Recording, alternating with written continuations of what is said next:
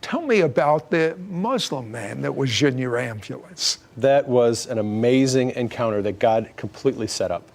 So I went on a call. It was a transfer from one hospital to another. This man had, an extensive health history. He had kidney failure. He was on dialysis. He had a GI bleed that had been going on for 3 days, and his hematocrit and hemoglobin were critical. He'd pretty much almost bled to death. So the emergency doctor transfused 6 units of blood, called for us to transport him to another hospital for surgery. So we get him in the ambulance, and I'm looking at his hospital face sheet, and I see that he's a Muslim. And I thought, there's no way this guy's going to let me pray for him. But we were getting to know each other, having some conversation. And I said, hey, I'd like to know if I could pray for you. I sometimes see people healed. What do you mean by healed? I pray for people to be healed. God heals them. That's fine. That will be cool. What's bothering you the most right now? Oh, I have this killer headache.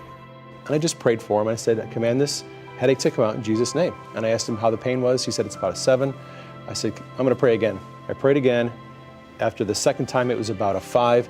I prayed again. It was about a 3. I prayed one more time. How's the pain now? Persistence is the key. And he said all the pain was gone. His headache was gone. And I said, well, you just got healed by a Jewish carpenter who died 2,000 years ago. He says, you're a Christian, aren't you? And I said, well, yes, I am. He goes, you know, there's something about you Christians. I just want to let you know that Jesus couldn't be God. And I said, look, I don't want to argue with you about religion. I want to get you healed. So I said, look, you've got some serious bleeding going on. They're going to do surgery. Can I pray over your abdomen to be healed? He said, sure. So I prayed over his abdomen, and he didn't feel anything different. We dropped him off in the ICU at the other hospital. A couple of days later, on my day off work, I went into town to check up on some of the patients I'd prayed for. I went into his room, and I said, hey, how you doing, man? Hey, it's the praying medic. How are you doing? They're going to send me home. What did they find? Nothing. I said, what do you mean? He said, when I got here, they did endoscopy, they did more CAT scans, they checked my blood, they did everything. They couldn't find anything wrong with me.